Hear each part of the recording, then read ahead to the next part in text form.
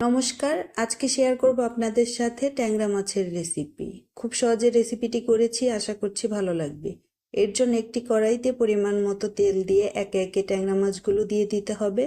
মাছগুলো পরিমাণ মতো হলুদ, লবণ, মরিচ দিয়ে মেখে নিয়েছি। ট্যাংরা মাছগুলো ভালোভাবে ভেজে নিতে হবে।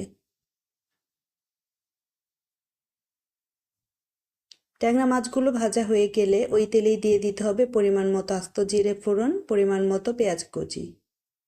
পেঁয়াজটা ভালোভাবে ভেজে নিতে হবে। এখন দিয়ে দিতে হবে 1 চা চামচ পরিমাণ রসুন পেস্ট।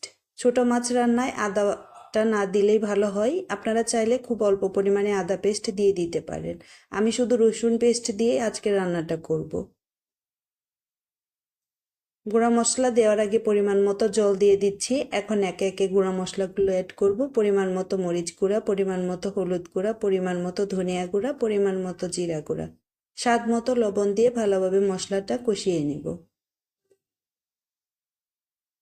মশলাটা থেকে যখন এরকম তেল ভেসে উঠবে তখন দিয়ে দিতে হবে একটি বড় সাইজের টমেটো কুচি।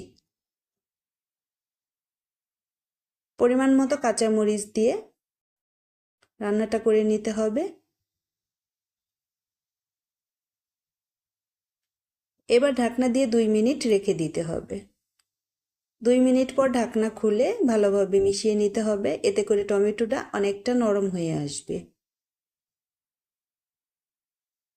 এখন দিয়ে দিতে হবে মাছগুলো।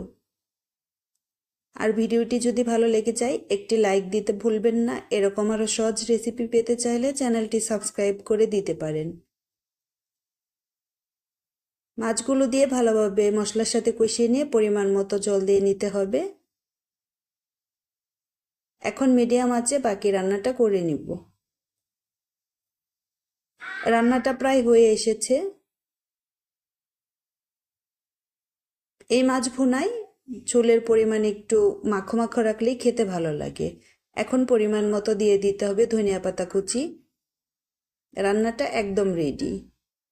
খুব সহজে রেসিপিটি করেছি, আশা করছি আপনাদের ভালো লাগবে। চলুন তাহলে আজকের মতো এখানেই বিদায় নিচ্ছি। আবারও দেখা হবে নতুন কোনো রেসিপিতে।